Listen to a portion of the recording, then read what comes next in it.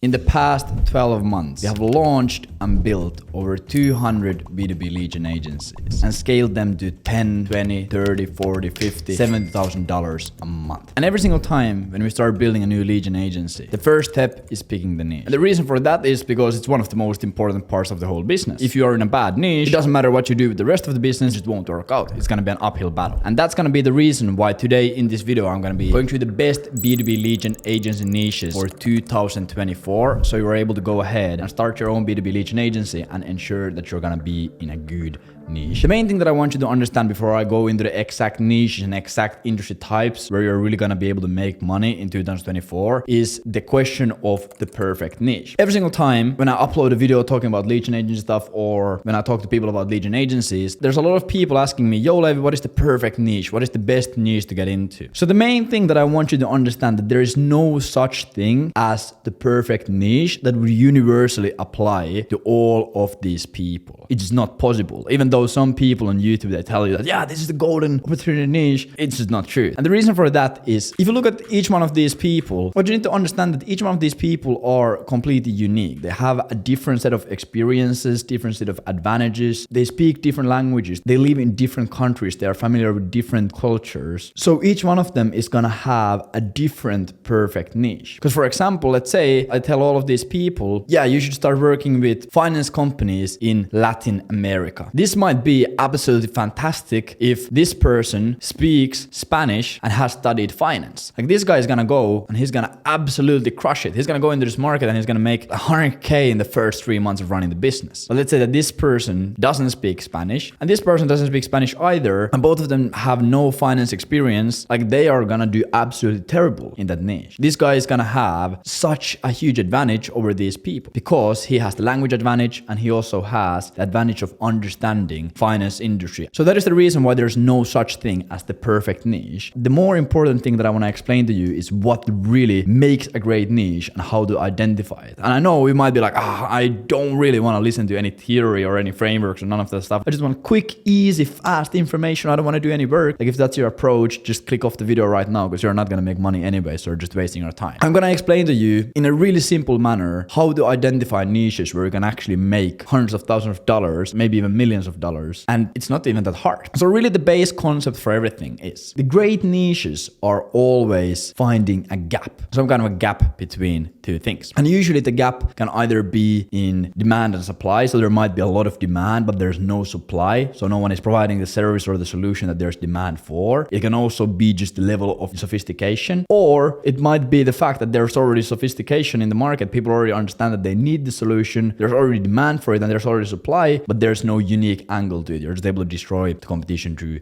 something unique. I'm going to mostly talk about the first two because those are the more beneficial ones for people who are just starting out their agency. So the first thing that you need to understand is the demand gap. So let's say that we have a market here. Boom. This is our market. And this market has a lot of demand. They have pain with a big P, meaning that there is a market of companies, a market of entrepreneurs and business owners who really struggle with lead generation. They don't know how to get clients, but their market is a bit specific. A great example of this is when there's a specific language involved. For example, when I started out, the big gap that I found was in the Finnish-speaking market. There was a market in Finland, aka the only Finnish-speaking market. Not a huge market. Finland has like 5 million people, so there's not crazy amount of businesses. So it's not a huge market to be in. But there's a lot of business owners still, a lot of B2B businesses who were looking for lead gen. They were doing cold calling, they were doing referrals, networking events, all kinds of random stuff, and people were really struggling with just getting predictable leads in their business. And the big problem that they had was, okay, yeah, there for sure was lead generation agencies who were providing a lead generation agency service, but the problem was that none of them spoke the language needed to be spoken for it to work. Because obviously, if you're a Finnish company and you're selling services to other Finnish companies, you want to reach out to them in Finnish. The communication needs to be in Finnish. So if there's a lot of these lead generation agencies, let's say there's one lead generation agency from the United States of America and there's one from the UK, and let's say that there's one from Spain, like, yeah, they might be absolutely fantastic lead generation agencies, but none of them speak the actual language that makes it work. If you are in the Finnish market and you need to communicate in Finnish, it's not just the information on how to send cold email that you, or you just don't need the skills or the systems, you also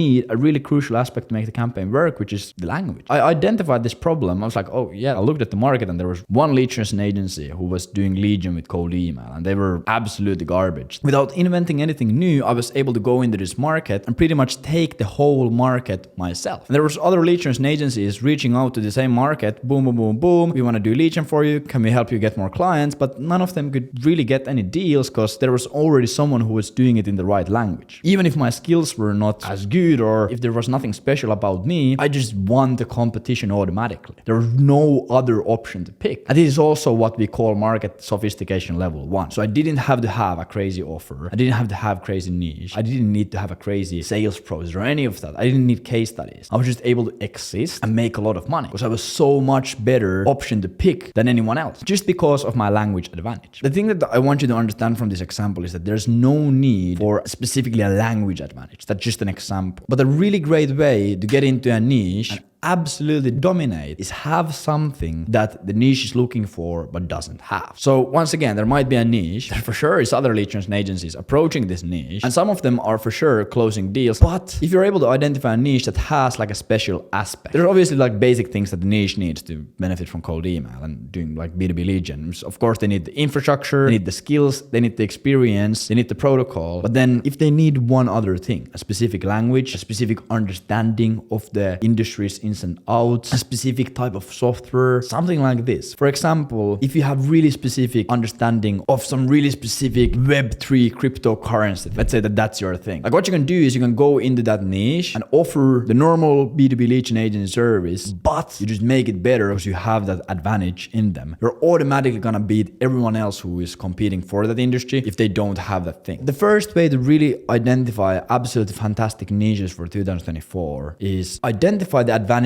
that you have. Take out a piece of paper and write out all the advantages that you might have. So for example, your advantage might be that you speak Norwegian and you have majored in corporate taxes and you have worked for a company that does tax consultations between Norway and United Arab Emirates. Obviously, this is a pretty impressive CV. I'm just trying to give you some ideas. What kind of advantages could we find here? Okay, first of all, you speak Norwegian. This is absolutely a fantastic advantage because then you can go into the Norwegian market and you're gonna win a lot of the competition automatically just by having that advantage. Let's say there's two lead generation agencies. There's lead generation agency A that has a few great case studies. They are pretty great. They have some experience, etc., but they don't speak Norwegian. And then let's say that there's you and you have no experience, no case studies, nothing, and you're just completely green, just starting out. Even though you have no experience, the Norwegian companies are gonna pick you because you speak the local language. Maybe you have grown up there. Maybe you're local yourself. They're just gonna have so much more trust in you. Plus, you're gonna be able to deliver so much better results and build so much better rapport with them because you have the same language. Then let's say that you have majored in taxes. Okay, once again, like there's a lot of people who are majoring in taxes, but how many lead generation agencies are there that has a founder who has majored in corporate taxing, etc.? Like probably not that many. Let's say that there's some kind of a corporate tax consulting company who's looking to get more leads through 2024. Even if you don't have the same level of experience and case studies that the other guys in the market might have, you probably understand the market better than 99% of the people trying to get the same deals that you. So once again, you might not close every single deal, but you're gonna win a lot more. Let's say that you have worked for a company that does tax consulting between Norwegian companies and the United Arab Emirates. Once again, this is an absolutely fantastic experience because you have worked between two different regions. Maybe you're able to do lead gen for a company that's looking to get more deals from the UAE, or maybe you're able to work with a UAE-based company who's looking to get more deals from the Scandinavia, or whatever it might be. And once again, if there's a company in UAE who's looking to get more clients from Scandinavia and they get approached by two lead gen agencies and the other lead gen agency has the experience of actually doing this already and the other doesn't, the one with the experience is most likely going to win because they understand all the ins and outs of that business. So this is really the first thing that you should look at for your B2B lead gen agency for 2024. Now you might be saying, yo Levi, I don't speak any specific language. I just speak English. I haven't even graduated college, or I have no major or whatever. And I have no job experience that could benefit me. I have none of these advantages. Am I just screwed? Should I just go and work in McDonald's and just spit in people's burgers because I'm mad because everyone else is making money with their Norwegian language? Of course not. There's also a second method to identify really, really high demand niches where you can make a lot of money. The second way of finding the gap that I already talked about is pretty much much finding a gap in awareness and standard procedure. So let's say that there is a market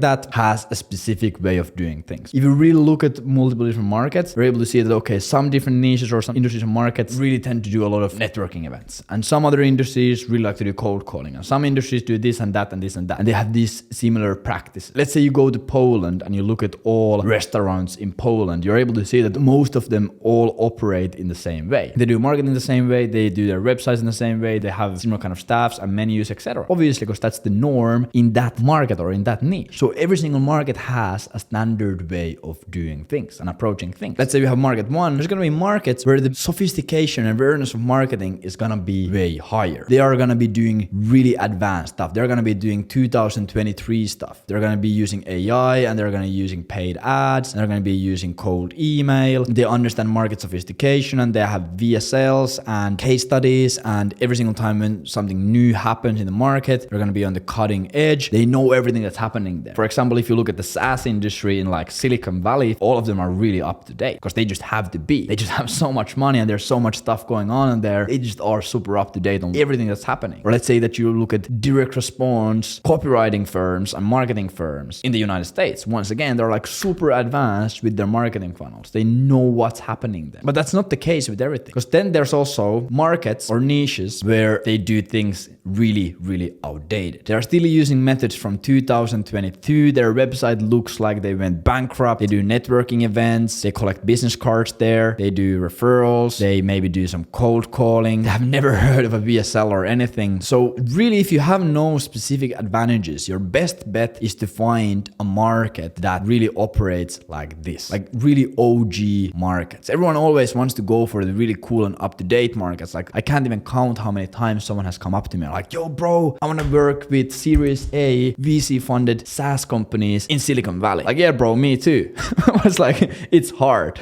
It's super hard to go in there. Like there's like crazy experienced people, like billionaires just ripping VC money in these companies, and they have all of these crazy advisors, and like the best minds are working on those companies. So yeah, it's not gonna be a piece of cake to break into that industry. You shouldn't even try to do so. There's really no gap that you can bridge there. You can't go to Silicon Valley and bridge a gap. So the gap that we really want to bridge is these old school companies doing things in the old way and bridging the gap and showing them how to do things the new way and then selling them the execution on the new way. And that's really where you also make a lot of money. And this is also a bit of an easier approach compared to trying to find these advantages. Because really, to make this work, the only thing you need to do is you need to just go look at a bunch of different niches, and you just need to go and you need to start looking, okay, what niches here are like super OG. You just go to like 10 different websites, you just read through some forums, you speak to people in the niche. Like let's say that here we have SaaS, they are like really up to date. We have here like cybersecurity, yeah, they're also really up to date. Okay, let's say here we have accounting companies in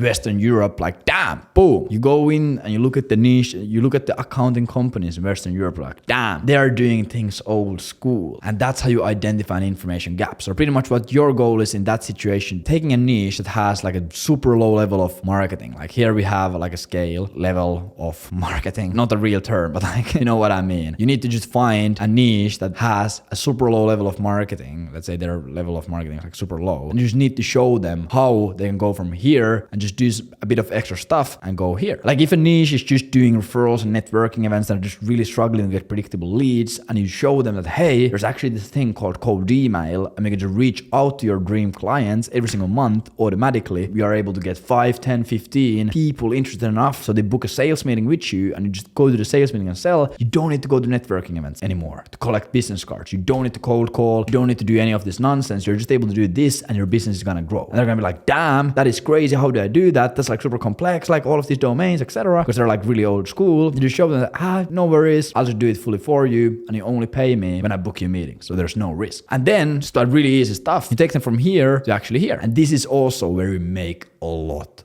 of money. And then like if you really want to go for a mega combo and you really want to like make private jet cash, what you really need to do is you need to put these two together. You need to find a niche that has really old school ways of operating with their marketing and sales, have like really low awareness into all new marketing and sales practices, and you need to have some kind of a unique advantage. That's where you really blow the thing out of the water. That's like completely lights out. And obviously something that you just need to remember is when you go into niches like this, untapped markets or markets that don't don't have a lot of supply but also have a lot of demand, there's gonna be a lot of competition popping up immediately when you start making some cash. But you shouldn't get upset by it. Like, that's just how business works. And also something that you sometimes have to understand, their like marketing practices are like super old school. They're not doing any new marketing practices. They're like doing just like the same way that they did 30 years ago. Obviously, if you tell them that, hey, I'm gonna be able to start doing this and get you to here, obviously there's gonna be some skepticism. Because if they have done stuff the same way for 30 years, they're gonna be like, bro, like, what are you talking? Like, there's no way that that would work. So what you need to do in a lot of cases, you need to do education. You need to actually teach them. You need to have patience. The sales cycles are gonna be a bit longer. Obviously, if someone already knows, yeah, we need cold email, we need lead gen, we need all of these things, and then you